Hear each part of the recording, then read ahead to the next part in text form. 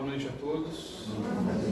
É sempre uma alegria poder retornar a essa casa. Agradeço ao meu amigo Pedro Paulo pelo convite. Nós possamos aproveitar ao máximo a nossa noite de hoje. Eu tenho, em geral, por princípio, não repetir estudos que eu já fiz em alguma casa espírita, a menos que seja uma condição estritamente necessária ou objetivamente direcionada, que foi o caso, né? Estávamos eu e Pedro Paulo em Além Paraíba, uns dias atrás, e eu levei esse estudo que eu já fiz aqui na casa para compartilhar com os companheiros de lá. E ele entendeu que seria pertinente que nós refletíssemos mais uma vez sobre os conteúdos que constam aqui. Então é possível que alguns já tenham participado dessas discussões e dessas reflexões, mas também é bem provável que muitos não estivessem presentes aqui no dia 29 de janeiro do ano passado. E mesmo para aqueles que já assistiram, né, sempre vale a pena a gente recordar e refazer as nossas estruturas de pensamento no que diz respeito aos conteúdos doutrinários. Então, nosso objetivo na noite de hoje é tentar percorrer o que seriam os 3 aspectos básicos da doutrina espírita.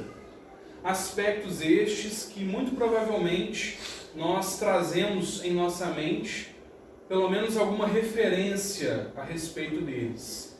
É provável que quando a gente tem observado esse título, que 3 palavras-chave tenham vindo à nossa mente.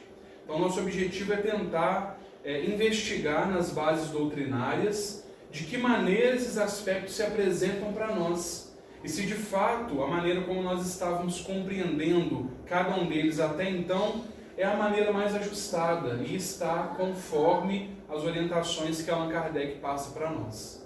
Então, como não pode deixar de ser uma palestra espírita, nós devemos buscar sempre as nossas obras básicas, que são as nossas referências principais. Então, estamos aqui no Livro dos Espíritos, ainda na introdução, no primeiro item. Então, estamos de fato nas primeiras páginas desta obra. Kardec nos diz o seguinte: diremos, pois, que a doutrina espírita ou espiritismo tem por princípio, então aqui ele vai dar um princípio geral para a doutrina. E esse princípio, ele também deve ser entendido para que nós possamos compreender os 3 aspectos. Esse princípio seriam as relações do mundo material, que é o nosso mundo, com os espíritos, ou seres do mundo invisível. Então, toda a doutrina está fundamentada e se desenvolve a partir deste princípio. E nesse desenvolvimento, vamos observar os aspectos principais. Como especialidade, o Livro dos Espíritos contém a doutrina espírita. Então, nós que nos dizemos espíritas, se tivermos algum interesse de fato fazermos com que essa nossa fala esteja consonante com os princípios doutrinários, nós precisamos conhecer essa obra, precisamos conhecê-la detidamente. Então fica aí um convite para que, se você ainda não teve a oportunidade de estudar essa obra, que o faça. Você sem dúvida vai poder absorver coisas muito profundas e preciosas para o entendimento da vida, para a compreensão das questões que nos tocam diretamente. Então essa é a especialidade de O Livro dos Espíritos. Ele contém a doutrina espírita e é o marco do surgimento da doutrina em abril de 1857. Só que, como generalidade, o Livro dos Espíritos prende-se à doutrina espiritualista, da qual apresenta uma das fases. Então Kardec está nos dizendo que o Espiritismo pode ser visto como uma das fases das doutrinas espiritualistas.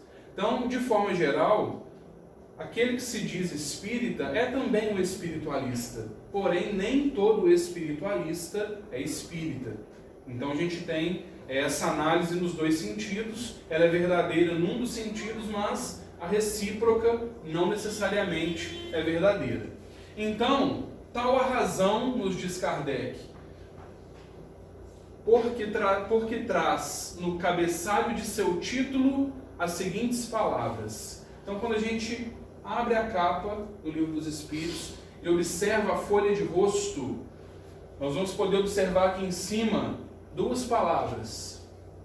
Que palavras são essas? Quem pode me ajudar?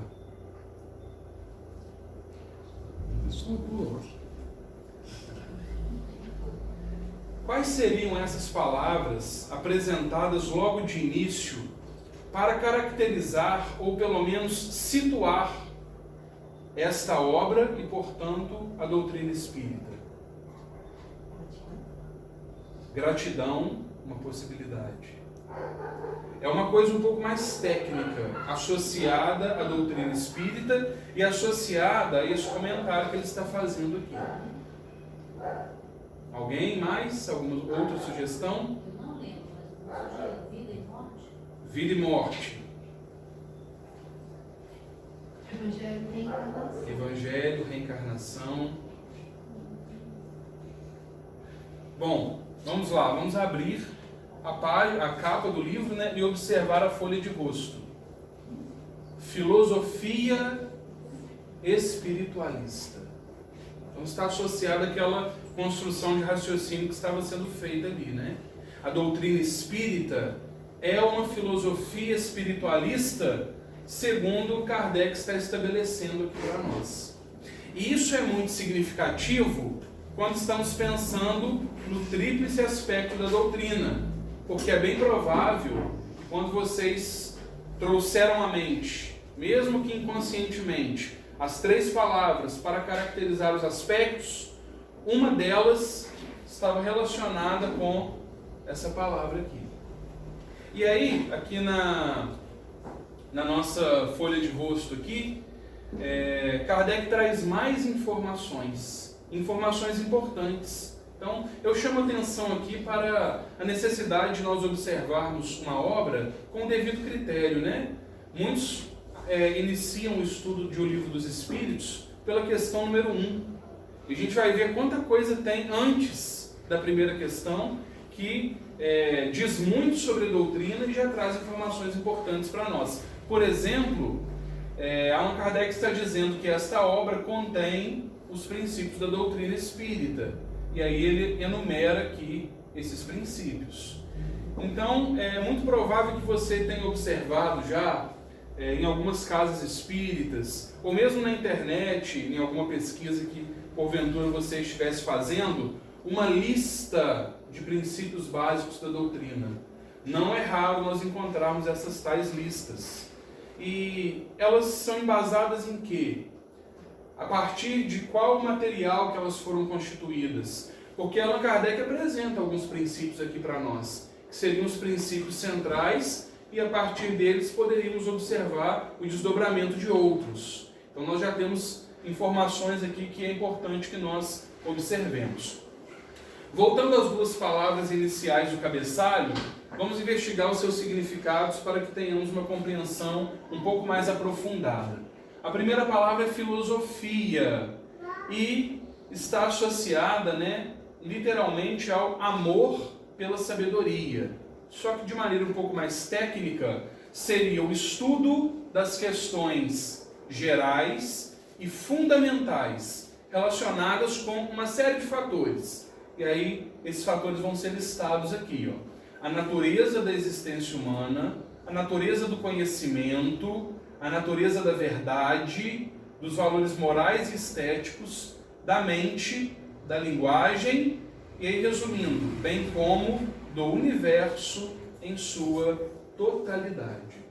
Então, uma filosofia está associada a essa ideia do estudo dessas questões fundamentais que dizem respeito ao universo em sua totalidade.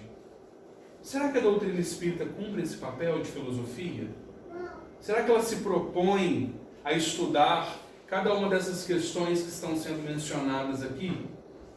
E mais do que isso, sob o paradigma da espiritualidade. Espiritualismo é uma denominação comum a várias doutrinas filosóficas e ou religiosas. E tem como fundamento básico a afirmação da existência do espírito, da existência da alma, como elemento primordial da realidade, e mais do que isso, mais do que afirmar a existência da alma, essas doutrinas, né, espiritualistas, elas pregam a autonomia, a independência e a supremacia da alma, do espírito, sobre a matéria. Então, se o espiritismo está se apresentando para nós como uma filosofia espiritualista, nós deveríamos entendê-lo como um estudo que vai ser proposto sobre as questões do universo em sua totalidade, tomando como referência a sobrevivência do espírito ou da alma e a sua autonomia, independência e supremacia sobre a matéria. E essas duas coisas juntas, elas são muito profundas, muito significativas. Por quê? É possível estudarmos o universo em sua totalidade e cada uma das questões apresentadas aqui do ponto de vista do materialismo. E não é isso que a doutrina espírita propõe. É observar essas questões de um ponto de vista diferente. E aí nós vamos observar aqueles princípios que estão descritos lá na folha de rosto. Que princípios são esses que supostamente estão contidos em O Livro dos Espíritos? Então, são questões, né, sobre a imortalidade da alma, a natureza dos espíritos e suas relações com os homens, sobre as leis morais, a vida presente, a vida futura e o porvir da humanidade. Então, se nós observarmos com cautela, de fato, os princípios que estão sendo apresentados aqui estão em consonância com a definição de filosofia. E mais do que isso, com a definição de filosofia espiritualista. Porque são as questões propostas pela filosofia, só que observadas sob a ótica da sobrevivência da alma.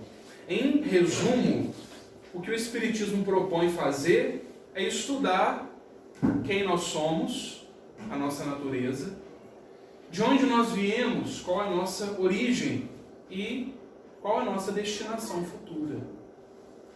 E quando ele traz esses princípios aqui para nós, ele traz ainda uma outra informação, que também é uma informação relevante, porque ele diz que esses princípios foram obtidos segundo o ensinamento dado pelos espíritos superiores com o auxílio de diversos médiuns. Então ele já está trazendo aqui um outro aspecto, né?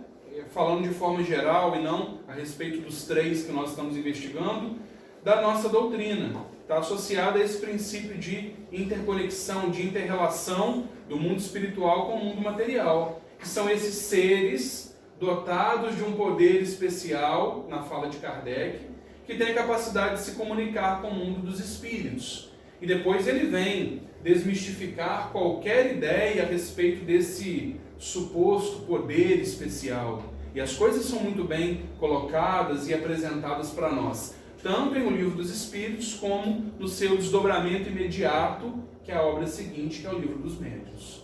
Então o Espiritismo propõe que nós observemos as questões da natureza, entendendo que essas relações são naturais e existem desde que a humanidade existe, de uma maneira muito tranquila, com bases racionais, buscando as explicações e os porquês de cada uma das questões. Então nos parece que, de fato, um dos aspectos da doutrina, dentre esses três principais, está direcionado para essas questões filosóficas, né? Fazendo coro a uma possível palavra que nós já tenhamos buscado na nossa mente. Mas nós vamos fazer mais alguns movimentos para que possamos ter uma clareza maior sobre a pertinência de decretarmos como sendo o aspecto filosófico um desses três que nós estamos perseguindo. Para isso, vamos observar o sumário, a descrição dos conteúdos apresentados nessa obra. O que nós encontraremos de maneira detalhada se estivermos estudando este livro que contém a doutrina espírita. Então, inicialmente, nós vamos observar uma apresentação depois um aviso sobre esta nova edição. E aí eu chamo a atenção para esse aviso. Se você não teve a oportunidade de estudar o Livro dos Espíritos, a partir dessa tradução aqui, ó, que tem essa capa, do Evandro Noleto Bezerra, provavelmente você não conhece esse aviso aqui, porque a FEB deixou de editá-lo há muitos anos já.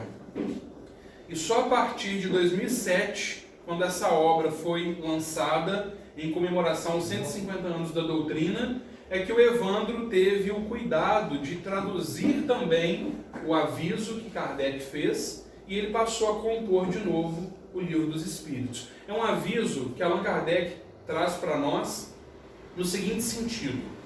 O primeiro Livro dos Espíritos, a primeira edição, ela foi apresentada com uma quantidade reduzida de questões, se comparada com a edição que nós conhecemos. Isso em abril de 1857.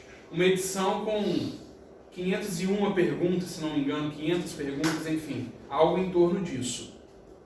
E depois a segunda edição, de 61, que é a edição que foi a base, apesar de ter recebido pequenas modificações, a base para essa nossa edição atual. Então, apesar de o marco da doutrina estar associado à primeira edição de 57, a obra que nós estudamos era referente à segunda edição. E é esse o conteúdo do aviso que Allan Kardec traz para nós, que foi reeditado aqui na tradução do Evandro Noleto.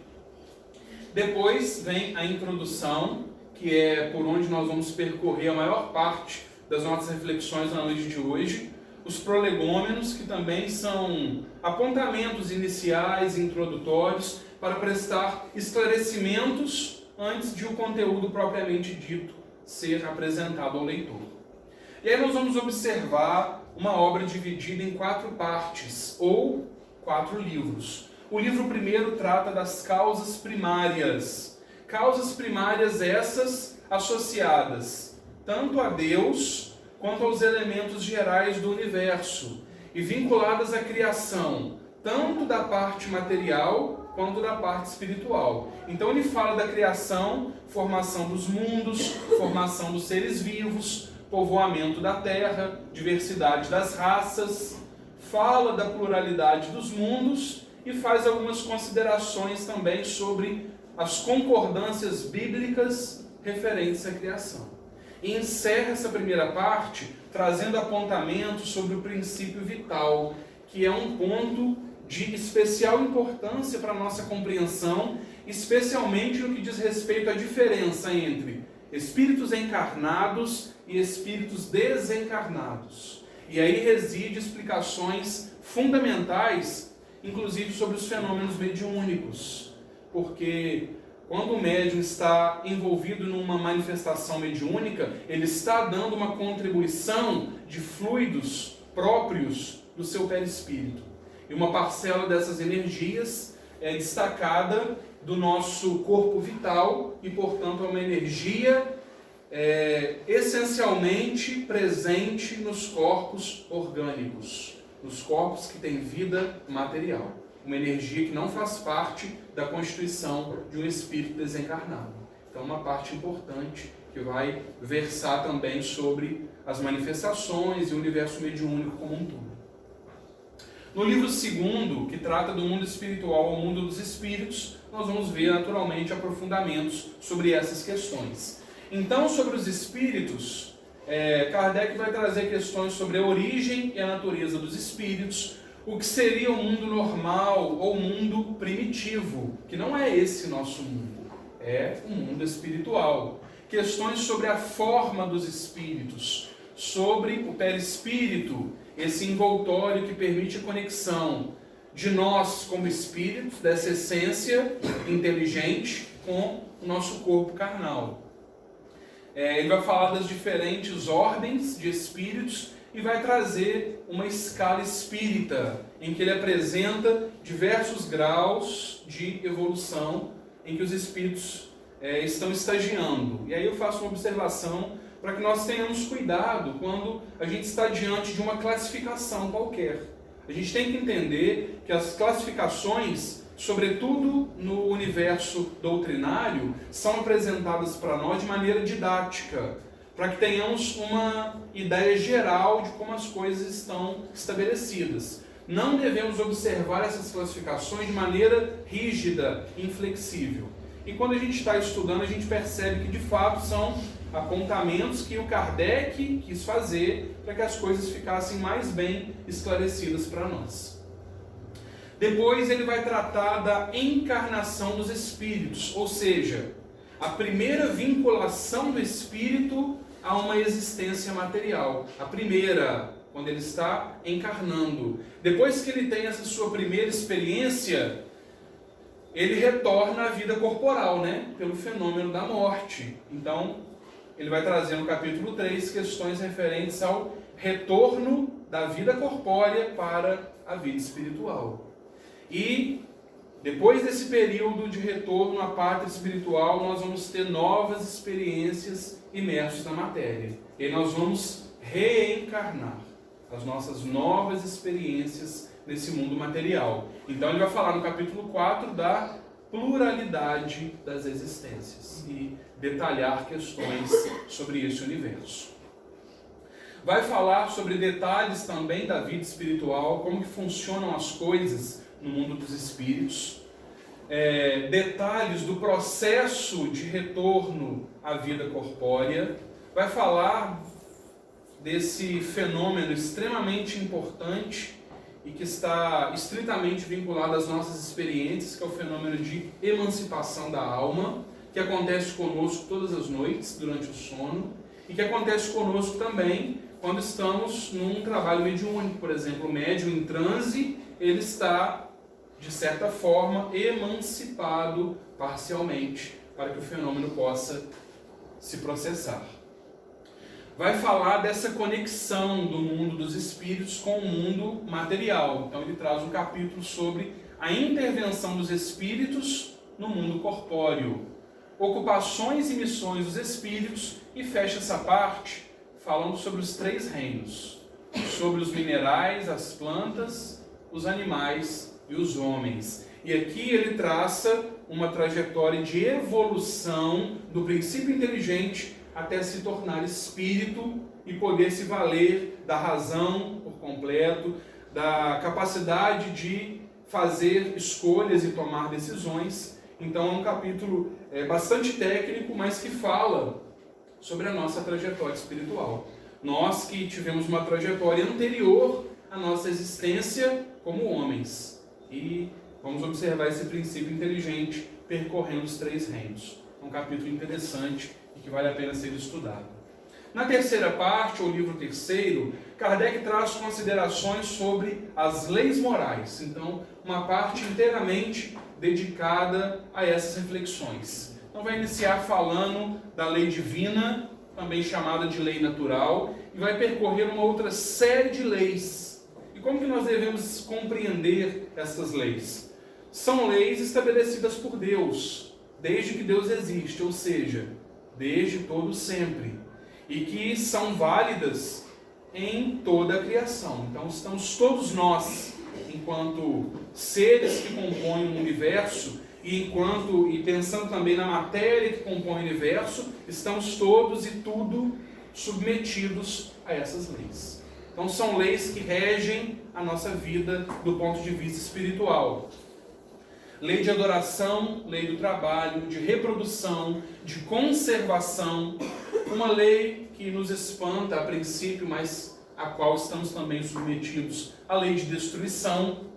Aquela lei que nos compele a convivermos uns com os outros e que mostra que a vida de insulamento, de recolhimento, de isolamento não é a melhor opção para nós, que é a lei de sociedade. Lei do progresso, de igualdade, de liberdade e a última lei de justiça, amor e caridade. E ele encerra essa parte trazendo considerações sobre a perfeição moral. Então vai tratar das virtudes, dos vícios, das paixões, enfim, características do homem de bem e aspectos sobre o nosso autoconhecimento, conhecimento de nós mesmos. Por fim, encontraremos na última parte intitulada Esperanças e Consolações, 2 capítulos bem direcionados. Penas e gozos terrestres. Questões que dizem respeito à nossa vida material. E penas e gozos futuros. Questões que dizem respeito à nossa vida espiritual. Associada a essa parte aqui estão proposições extremamente importantes que nos dão direcionamentos para as nossas atitudes. Por quê? São questões que vão dizer para nós, se você fizer isso, a consequência é isso daqui. Se você tomar essa outra decisão, você vai colher este fruto aqui. Então são coisas que vão apontar para nós a felicidade, o gozo, né? Ou o sofrimento, a pena que nós teremos, tanto na vida atual quanto na vida futura. Então, questões extremamente importantes para nós, considerando que todos nós queremos ter uma vida de felicidade, de gozo, uma vida plena, e aí sempre observando, né, o paradigma da vida espiritual. Depois vem a conclusão, que é uma parte também em que Kardec disserta com muita propriedade, com muita convicção, amadurecimento e precisão de ideias, e nos esclarece de maneira brilhante. Tem uma errata, uma nota explicativa e depois um índice geral. Por que observar o sumário de uma obra? Para que tenhamos a consciência dos conteúdos que serão trazidos de maneira mais abrangente. E após essa trajetória, percorrendo o índice da obra, nós estamos cada vez mais convictos de que as questões aqui propostas são questões associadas à definição da palavra filosofia. Questões que propõem estudar o universo em sua totalidade. E também vinculadas à definição da palavra espiritualismo. Por quê? O ponto de comparação, o parâmetro para que essas questões sejam estudadas é o da existência, sobrevivência e supremacia da alma, do espírito sobre a matéria. Então isso, de certa forma, harmoniza os nossos pensamentos e o nosso entendimento sobre um dos aspectos da doutrina, que seria o aspecto filosófico. Mas importa que nós cheguemos ao final para também ajustarmos essa nossa ideia à ideia que foi apresentada por Allan Kardec. Muito bem, se formos então fazer uma divisão também didática, né, obviamente, de O Livro dos Espíritos, observando cada uma das partes e observando cada uma das obras básicas subsequentes, vamos poder estabelecer a seguinte correlação. O livro primeiro trata das causas primeiras. Lembra de Deus, criação do universo, criação dos seres, dos espíritos, enfim. Em qual obra básica subsequente essas ideias foram desenvolvidas e aprofundadas?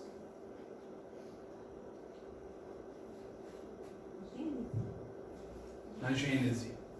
Exatamente. Então, a gente observa que o Livro dos Espíritos contém a doutrina espírita, né? Sumariamente, de maneira geral.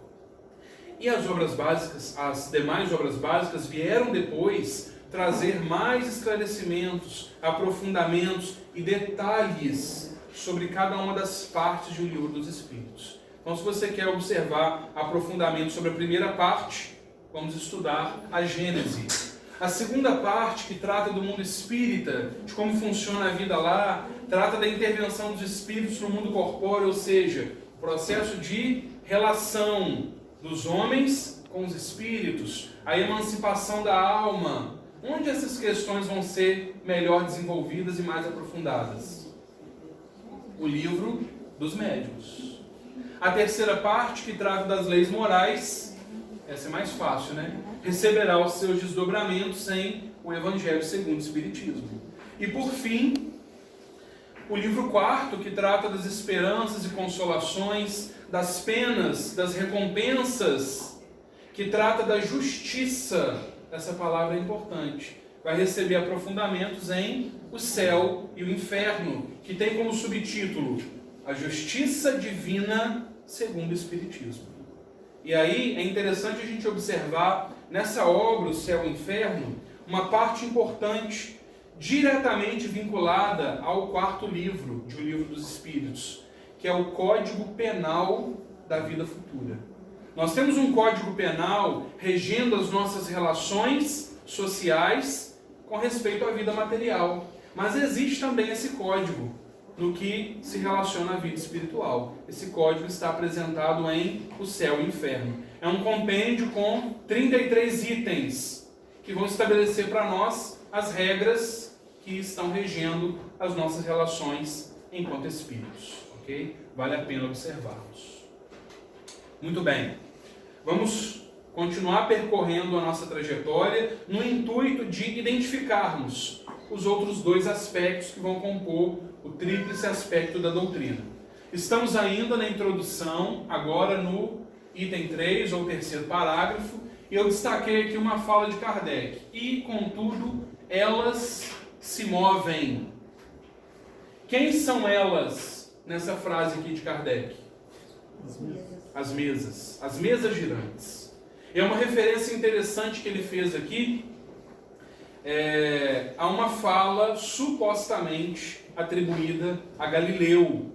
Reza a lenda, não é nada comprovado, que Galileu, ao ser chamado para se retratar perante as autoridades, tendo em vista que estava dizendo que não era o Sol que girava em torno da Terra, mas o contrário, ele, diante daquela pressão, percebendo que estava com a sua vida em risco, ele colocou panos quentes lá na situação e preferiu dizer que acho que talvez eu possa ter cometido algum engano, enfim, para que ele tivesse sua vida preservada.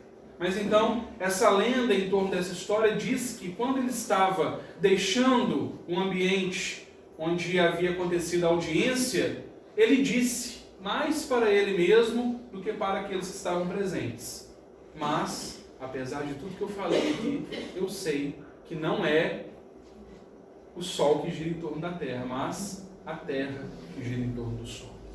Por que Kardec está fazendo essa referência? Porque ele não está, nesse instante aqui, perguntando a nossa opinião, querendo saber se nós acreditamos ou não, se os cientistas estão de acordo ou se eles estão em desacordo. Ele está dizendo que, independente do que a gente pense ou não, a verdade é que as mesas se movem, queiramos nós ou não. E isso está associado a um dos aspectos que nós estamos perseguindo aqui.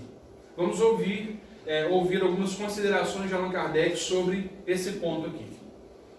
Dirigimos-nos às pessoas de boa fé, sem ideias preconcebidas ou irrevogáveis, mas que estejam sinceramente desejosas de se instruírem, e lhes demonstraremos que as lições que fazem a doutrina espírita provém de um ponto específico: observação incompleta dos fatos. Então Kardec está dizendo o seguinte: você, meu amigo, que não se convenceu, ou que está trazendo alguma dúvida, ou que está colocando alguma objeção, é muito provável que você ouviu falar, viu uma ou outra coisa, mas não se deu ao trabalho de observar cuidadosamente, com critério e com métodos, os fenômenos. Então, a partir de uma observação incompleta, que resultados plausíveis você poderia obter? Poucos ou talvez nenhum.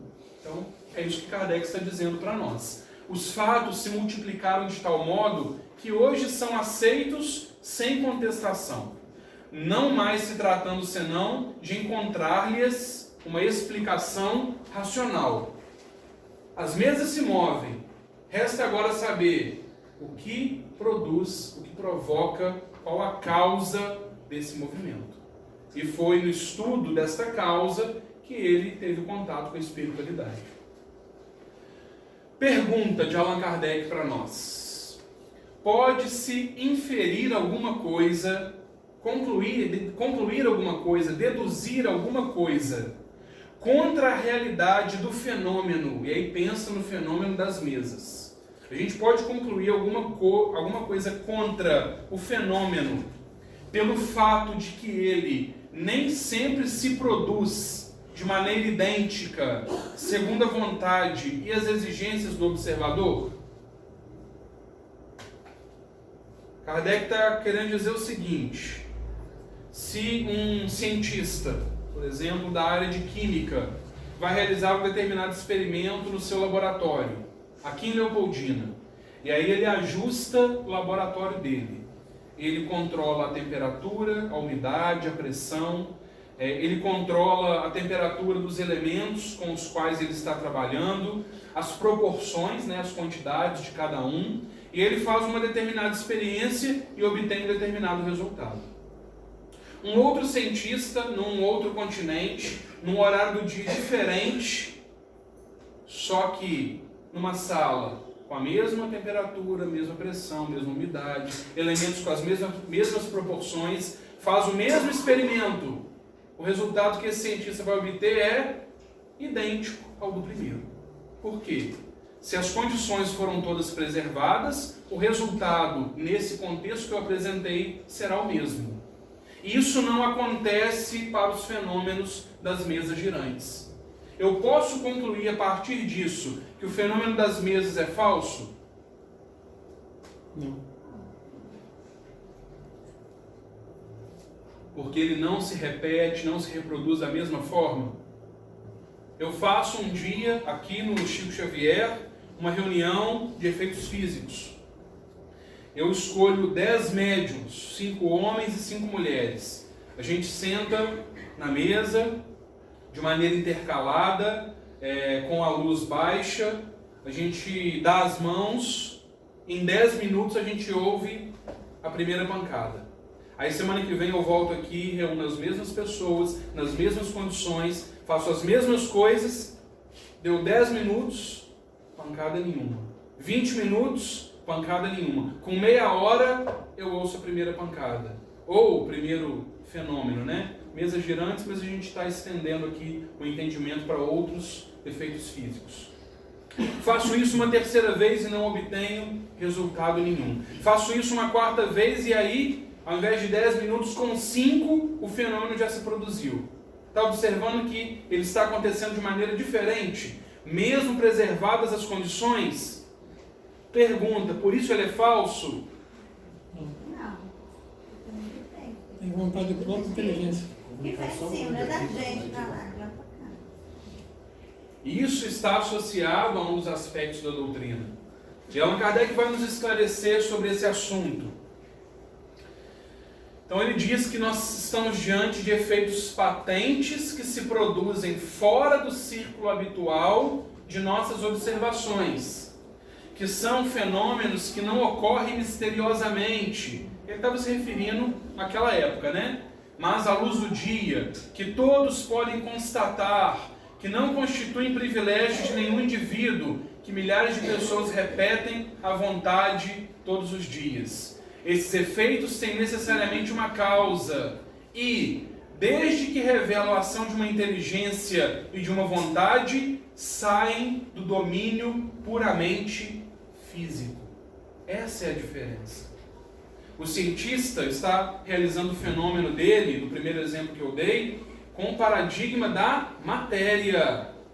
E os fenômenos espíritas, eles acontecem com um outro parâmetro de comparação, porque a causa não reside nas questões materiais, mas reside nas questões espirituais, que extrapolam o nosso mundo material. Então os nossos parâmetros de comparação, eles precisam ser ajustados. Por isso que Kardec diz aqui para nós, vê-se, portanto, que o Espiritismo não é da alçada da ciência.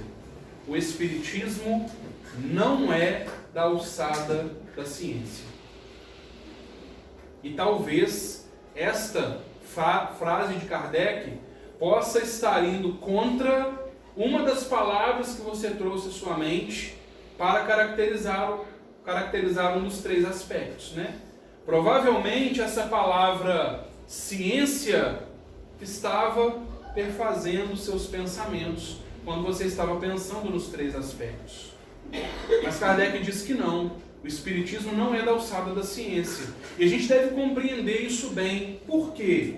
Porque nós também somos divulgadores da doutrina, seja num momento de divulgação pública, seja em conversas íntimas e particulares.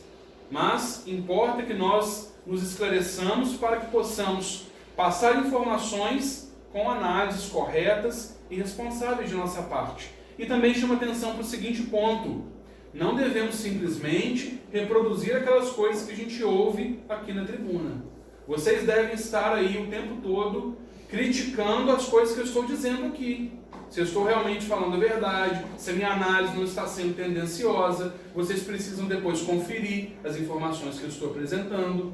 Essa é a postura de quem se dedica ao estudo de uma filosofia, né? No caso aqui a doutrina espírita. E o que Kardec fala para nós sobre esse ponto da vinculação da doutrina espírita com a ciência? As ciências vulgares se apoiam nas propriedades da matéria, que se pode experimentar e manipular à vontade. Já os fenômenos espíritas repousam na ação de inteligências, que têm vontade própria e que nos provam a todo instante não se acharem subordinadas ao nosso capricho. Por isso que os fenômenos não se reproduzem de igual maneira. Aquele que buscar uma repetibilidade dos fenômenos, ele não compreendeu a natureza destes mesmos fenômenos. A ciência propriamente dita como ciência é, pois, incompetente para se pronunciar na questão do espiritismo. Não tem que se ocupar com isso e seu julgamento, seja qual for, favorável ou não, nenhum peso poderá ter. Isso enquanto a ciência estiver considerando os aspectos materiais como parâmetro de comparação. Isso já está mudando. Então a gente observa muitos cientistas espíritas, em sua maioria, que estão propondo experimentações com todo o rigor científico necessário, só que considerando que o objeto de estudo tem uma causa que está associada à ação de inteligências extracorpóreas. Então, a comunidade acadêmica já está se desenvolvendo nesse sentido. Mas enquanto a ciência permanecer com seus parâmetros materiais, ela nada poderá dizer sobre os fenômenos espíritas. É isso que Kardec queria falar aqui. Vê-se, portanto, que o espiritismo não é da alçada da ciência. Então, essa aqui foi a contextualização da frase que eu destaquei aqui no início. Por fim, é certo que a substituição dos espíritos pode causar uma porção de equívocos, resultar em erros e muitas vezes em mistificações. Essa é uma das dificuldades do espiritismo prático. O que ele quis dizer por substituição dos espíritos? O que seria isso?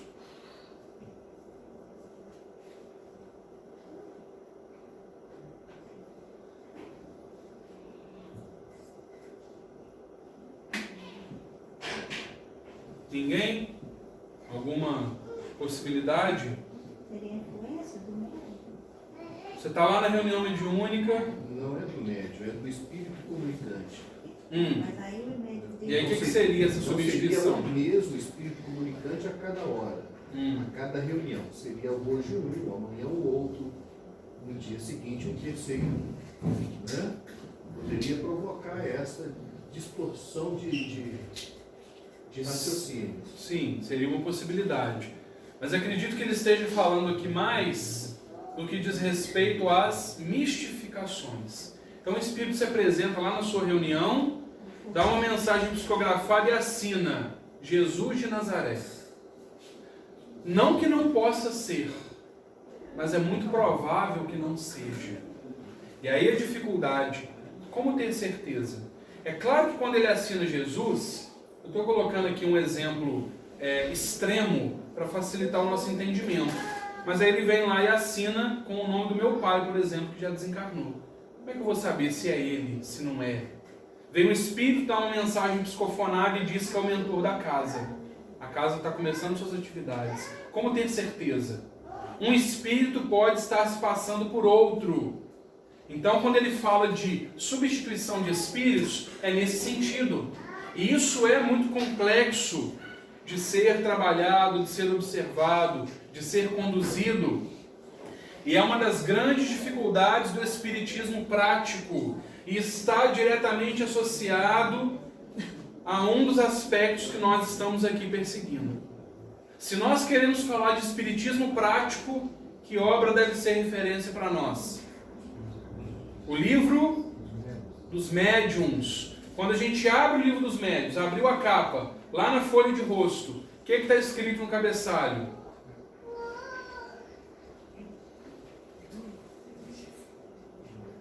Espiritismo experimental.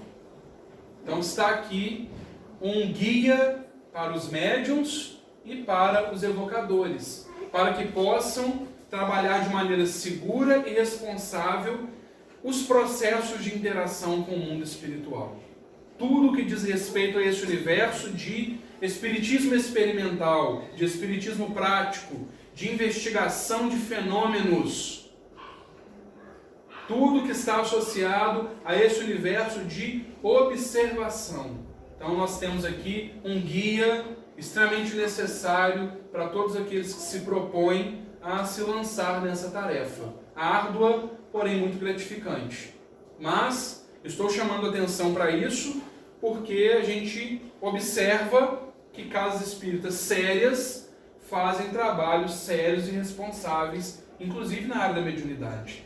Então, se você está chegando na doutrina agora, se você está iniciando o seu processo de interação com a doutrina e com o movimento, não espere que brevemente você estará participando de uma reunião mediúnica, porque isso não é a recomendação, não é o que a prudência nos orienta. Então, se você realmente tem esse interesse, você vai precisar passar por uma trajetória mínima e uma dedicação razoável, uma afinidade com a casa, uma vinculação às tarefas, sem contar as questões de estudo, de aquisição de conhecimentos, para que você tenha um preparo suficiente para se deparar com essas situações, com essas manifestações. Ok, muito bem. Então, esse universo aqui diz respeito a uns aspectos que nós vamos trazer a fala de Kardec sobre ele no final.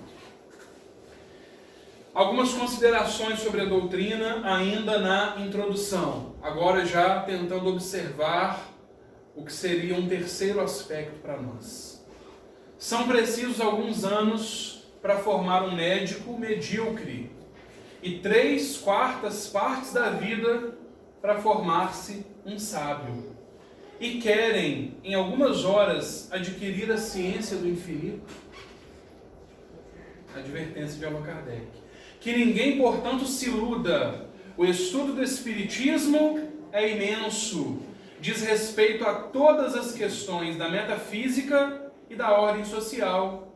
É todo um mundo que se abre sobre nós. Será de admirar que demande tempo, muito tempo mesmo?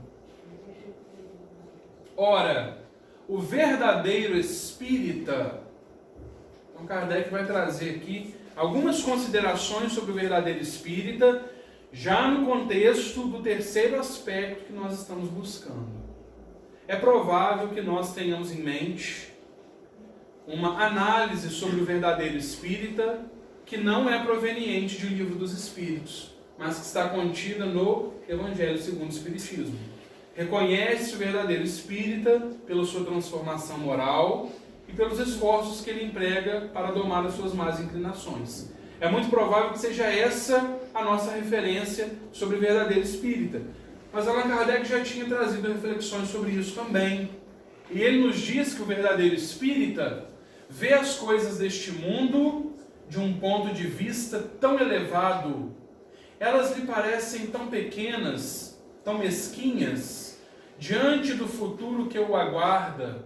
Para ele a vida é tão curta, tão fugaz, que aos seus olhos as tribulações não passam de incidentes desagradáveis de uma viagem. Então aquele que está em sintonia com a doutrina, está se valendo dos princípios apresentados e buscando a interiorização dessas ideias, ele tem um outro ponto de vista sobre o qual ele enxerga a vida. E é a respeito desse contexto que Allan Kardec está trazendo essa fala. Aquilo que em outra pessoa produziria violenta emoção, pouco o afeta. A serenidade proveniente do entendimento das coisas.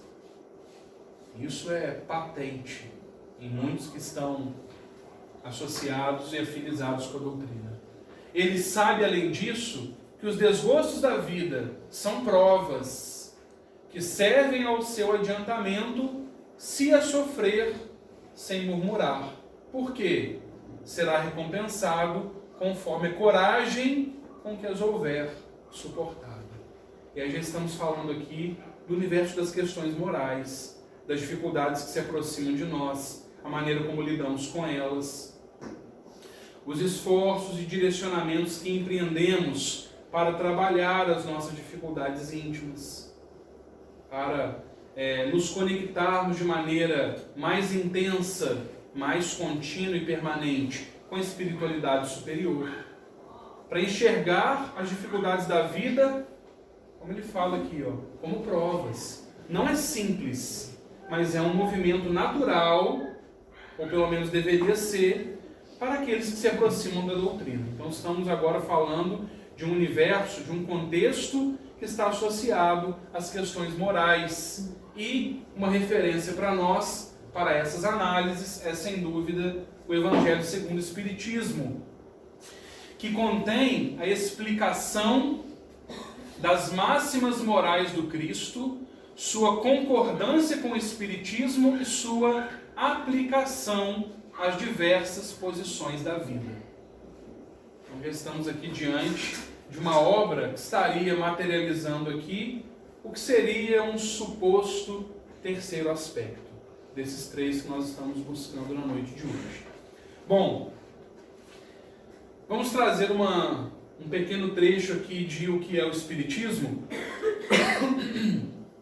que é uma obra muito interessante, importante para nós espíritas, do ponto de vista do estudo, do aprofundamento dos nossos conhecimentos, e que está comemorando 160 anos nesse ano, Então estamos ali, no preâmbulo de O que é o Espiritismo. Kardec diz para nós que o Espiritismo é, ao mesmo tempo, uma ciência de observação. Então, olha só, ele está usando a palavra ciência, só que com o entendimento de toda aquela análise que nós fizemos, associado ao espiritismo experimental, à observação dos fenômenos espíritas. Então, o espiritismo é ao mesmo tempo uma ciência de observação e uma doutrina filosófica. Como ciência prática, ele consiste nas relações que se estabelecem entre nós e os espíritos. Como filosofia, compreende todas as consequências morais que dimanam dessas mesmas relações. A partir das relações com os espíritos, foram observadas algumas consequências morais. Então, a partir desses dois aspectos que Allan Kardec está apresentando a doutrina espírita aqui. Podemos defini-lo assim. Então, uma definição de espiritismo que Allan Kardec dá nessa obra aqui. O espiritismo é uma ciência que trata da natureza, origem e destino dos espíritos, bem como de suas relações com o mundo corporal. E aí a gente chega na parte final, agora já na conclusão do Livro dos Espíritos, em que o Allan Kardec fala explicitamente que o Espiritismo se apresenta sob 3 aspectos diferentes. O que será que ele vai elencar aqui para nós? Na nossa mente, muito provavelmente, ao longo do estudo, ciência, filosofia e religião. Eu tentei desconstruir um pouco da ideia da ciência, porque muitas vezes a gente fala a palavra ciência e não estabelece a diferenciação entre a ciência material e a ciência de observação, o espiritismo experimental.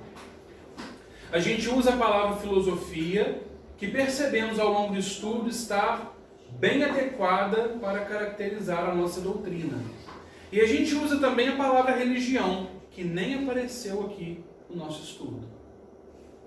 Então vale a pena a gente refletir, né? Quais são os aspectos que Allan Kardec vai apresentar aqui? De que maneira eu entendo e divulgo e passo adiante os aspectos da doutrina?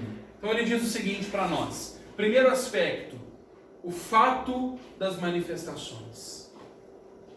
O fato das manifestações. Possivelmente o que nós estávamos chamando de ciência.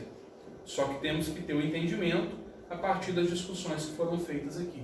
Segundo aspecto, os princípios de filosofia e moral que delas decorrem. Delas quem? Das manifestações.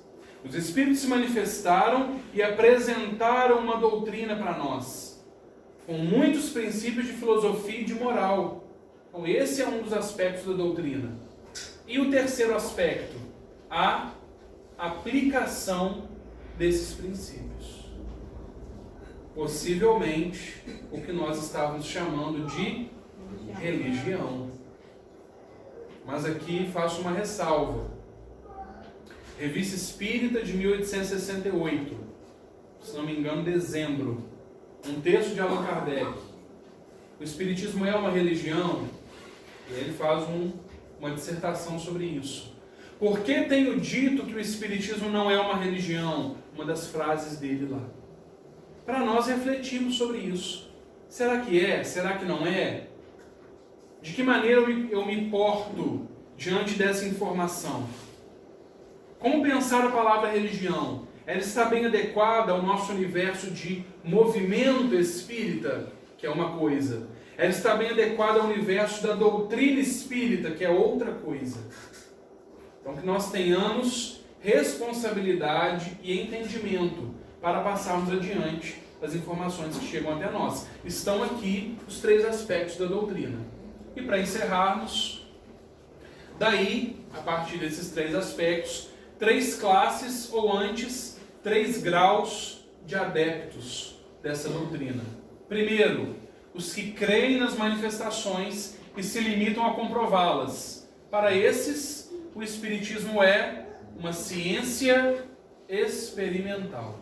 Segundo, aqueles que percebem as consequências morais que a doutrina apresenta para nós. E por fim, os que praticam ou se esforçam por praticar essa moral. Que nós possamos permanecer estudando, perseguindo Allan Kardec, buscando embasamento para a nossa crença e para essa doutrina que nós dizemos professar. Agradeço mais uma vez a oportunidade, que Jesus possa nos abençoar. Boa noite a todos.